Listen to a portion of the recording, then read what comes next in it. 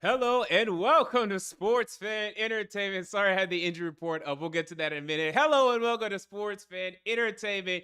Here for a Friday update ahead of the Tennessee Titans versus LA Chargers Week 2 matchup.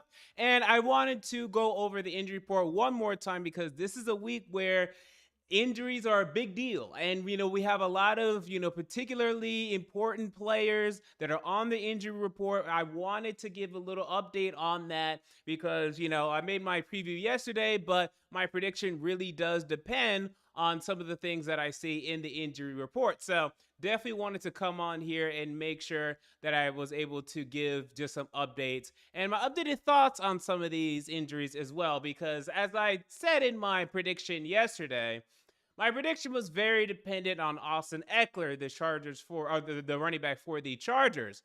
But there's someone who's out for the Titans that I wasn't quite expecting. So let's go ahead and look at the injury report now. So the injury report now is the following.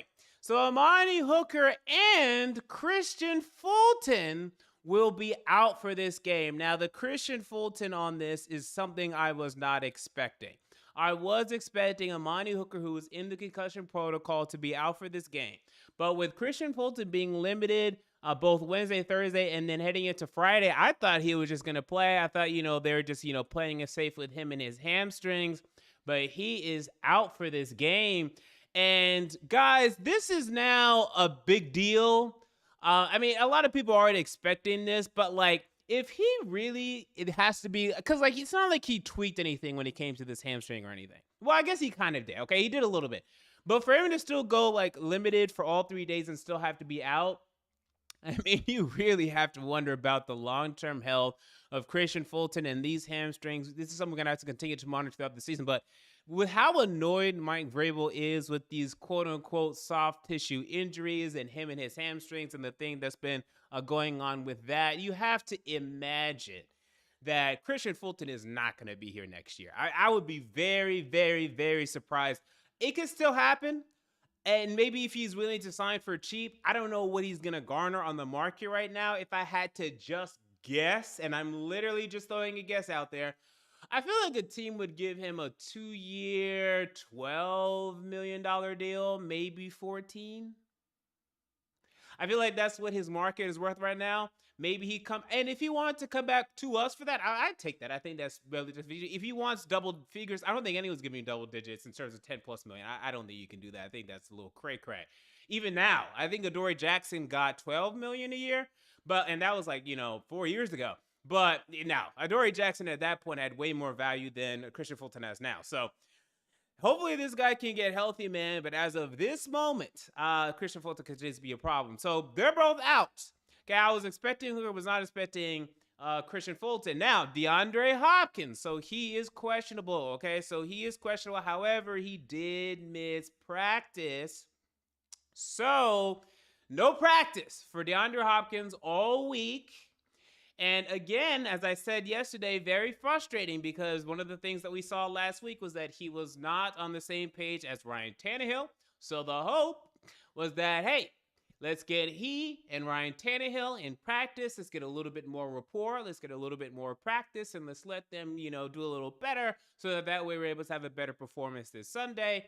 Well, they're just going to have to be better just because, just maybe they go back to whatever chemistry and relationship that they had during training camp as opposed to the sort of chemistry that we anticipated that they'd have week 1, which was none at all, really. I mean, I guess they had 7 receptions between the two, but I mean, it was combined with interceptions and poor play as well. So definitely want to avoid that. So I mean, I said yesterday that I was very confident that DeAndre Hopkins would play.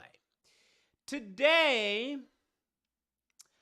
I'm now leaning.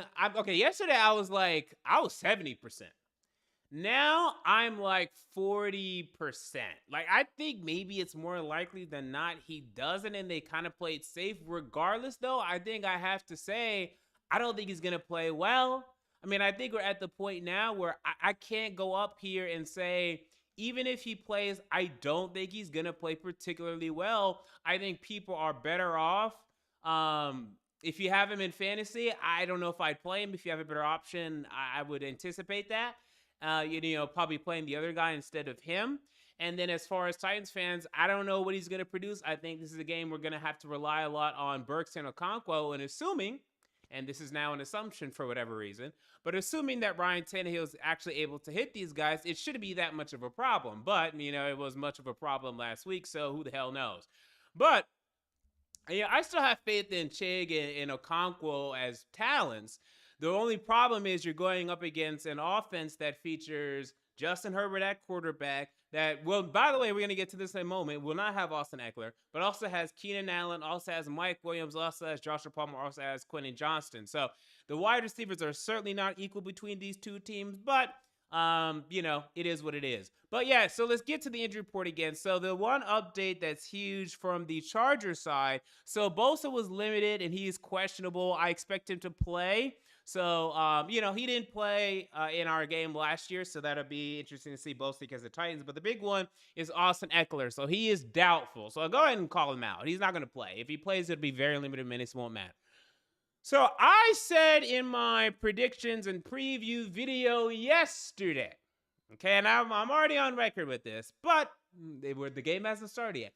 I said that my prediction was going to depend on Austin Eckler. Now Austin Eckler's out. However, I said that because I thought Kristian Fulton was going to play. And now Kristian Fulton is not going to play. Because now what we're looking at, because here's the thing. Without Austin Eckler in the receiving game for the Chargers, they become very wide receiver dependent, which isn't that much of a problem because their wide receivers are good, but they're a little inconsistent. Palmer can drop, Williams can drop, and Quentin Johnston, while he hasn't been much in the Chargers uniform of only one game, I know he can drop from his time at TCU, and he's still getting acclimated to the system. So now Herbert has to rely upon those wide receivers. They're going to have their fair share amount of drops. But do we trust these cornerbacks? Do we trust the secondary without Hooker and Fulton to cover these guys? That's the question now. Roger McCreary is our slot guy, and I assume he's going to play a little bit more outside because Fulton is out. But can Roger McCreary, even though he's young, cover a more talented route runner in Keenan Allen very well for the entire 60 minutes? Can Elijah Molden, and I think because he plays safety, for a little bit in Hooker's position, he's going to have to play a little slot corner, a little bit safety, go back and forth. Will he be able to help contain Keenan Allen as well? Will he be able to help? I think he's going to mainly be inside, and they're going to push McCreary back outside. Will, Sean Murphy Bunting, he struggled last week. I think he's going to be better. Will he consistently be able to beat Mike Williams? Mike Williams has a considerable size advantage over him. Considerable. Like, I think 3-4 inches over Sean Murphy Bunting. Bunting's not even a short corner, but Mike Williams is just that damn tall. And I think the athleticism Williams is slower, but not by much. So I don't love missing both of those guys against a healthy Chargers receiving core. So I know what I said yesterday, but I'm taking it back because I didn't know Fulton was not going to be out there. If Fulton was out there, I'd say, okay, I'll pick us 27-26, and I'm cool with that. But, I think I said 26-24. 26-24. But with Fulton out, I got to stick with the Chargers, though. Now, it's still going to be close. And we're still going to run very well against them. And Henry and Tajay are going to combine for, I'll go ahead and say 100 and... They'll combine for 170, 80 yards rushing. Tannehill will be better. He won't be great. He'll be better. He'll throw 1 or 2 touchdowns, 1 interception. It'll be much better. He won't be nearly as bad as he was last week. But I think Herbert, at the end of the day, at the end of the game, too, is just going to outgun us a little bit. Just a little bit. That's my current prediction. But again, it's going to be close. It's not a game that, I'm tossing in the towel or anything like that and saying, oh, there's no chance that the Titans can win this game. Go ahead and pack it up. I'm saying nothing of the sort. Okay, so don't put that on me, Ricky Bobby. I didn't say that. But I just have to lean Chargers a little bit. But it's going to be fun. It's going to be close. And it's definitely going to be something that I will be recapping live right here on Sports Fan Entertainment. So make sure to stay tuned and catch up on Sunday as we recap the Titans versus the Chargers. Hopefully a win for the Tennessee Titans. Until next time, this has been MJ of Sports Fan Entertainment. What are your thoughts on the injury report for both the Titans and the Chargers ahead of this game? Comment down below. I want to know. Make sure to subscribe if you're not already. I'm out. See you all later.